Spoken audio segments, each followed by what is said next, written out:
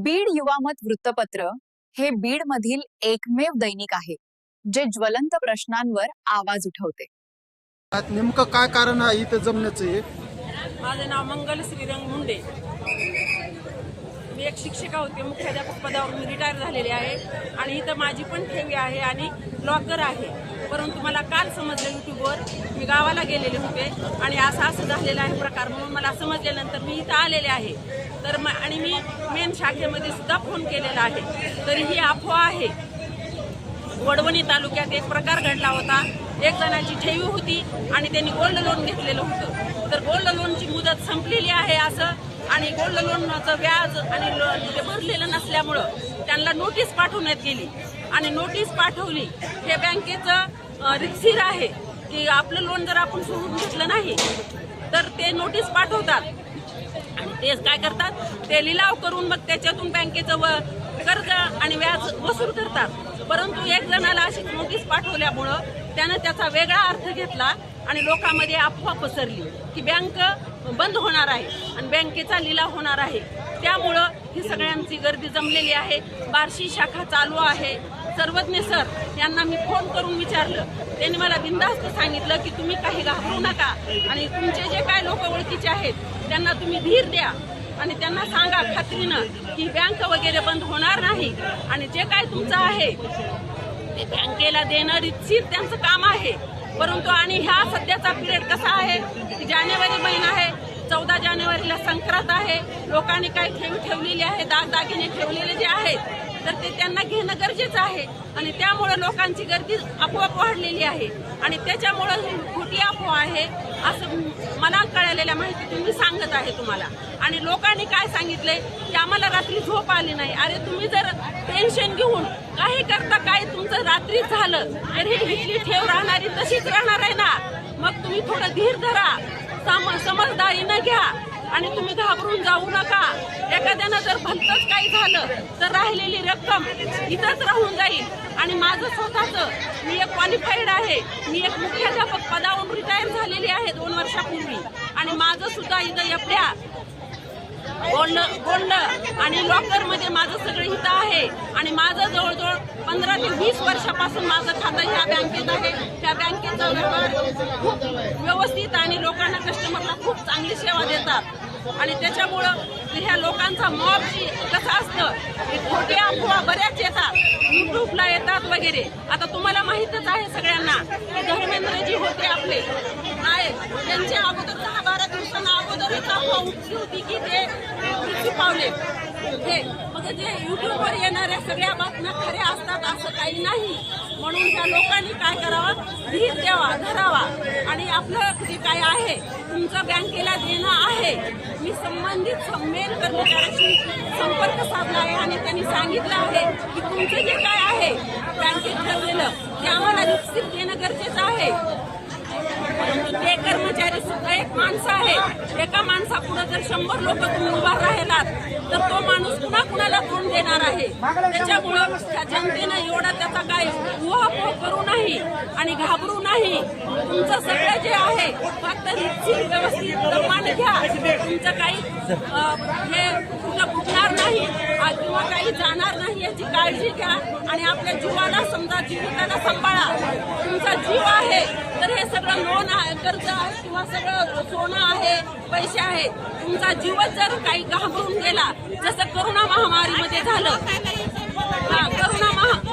Corona महामारीत कसं झालं, काही लोकांना करोना नव्हता तरी ते घाबरून गेले, तसं ह्या मॅडम तुम्हाला असं म्हणायचं की ही सदरील अफवा के शहरामध्ये 2 दिवसापासून पसरलेली आहे। विश्वास ठेवू नका, सबुरीनं घ्या, शांततेने घ्या आणि याच्यावर काळजी काही करायचं काम नाही। म्हणजे हे बँक बंद पडणार नाही म्हणायचं? बँक बंद पडणार नाही आणि मी स्वतः बुलढाणा बँकेच्या मेन शाखेला बुलढाणा बँकेत मी जाऊन आलेली आहे।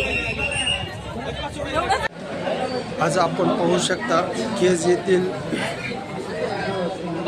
बुलढाणा अर्बन बँकमध्ये आपण आलेलो आहोत। इथे व्यवहार कसे सुरळीत चालू आहेत का काय त्याची आपण पाहणी करण्याचा प्रयत्न करत आहोत।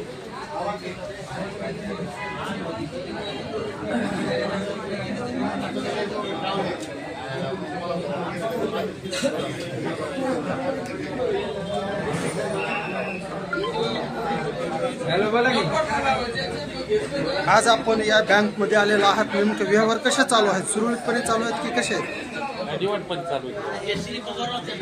आपला व्यवहार सुरळीत चालू आहे. भाऊ, आपण कुठले काय सांगाल? आपण बँकेमध्ये आलेलो आहेत, व्यवहार कसे चालू आहेत? व्यवहार चांगले चालू आहेत का? कोणत्या गावचे आहेत आपण? बनकरांचे आहेत. आपल्या इथं ठेव आहे का? किती दिवसापासून आपण इथे खातेदार आहात? 6 वर्षापासून. गेले 5-6 वर्षापासून आहेत.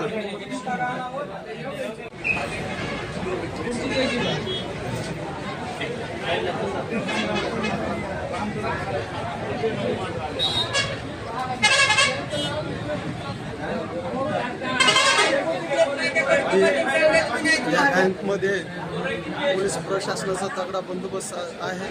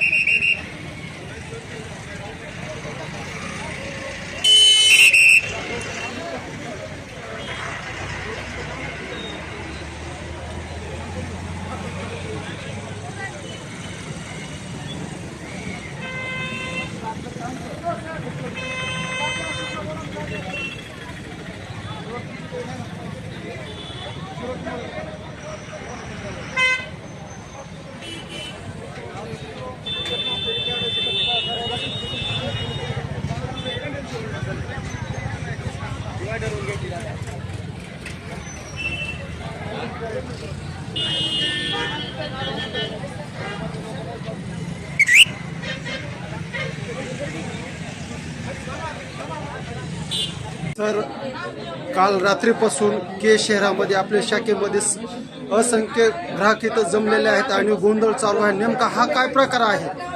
काय सांगाल त्याबद्दल आपण? सन्माननीय समाजाला आमची एकच विनंती आहे, कुठल्याही अफवावर विश्वास न ठेवता आपण आपलं सोने तारण जर सोडायचं असेल त्यांनी शाखेत लाईनमध्ये यावं आणि सोने तारण घेऊन जावं. फक्त विनंती एकच आहे की कुठल्याही प्रकारचे व्याज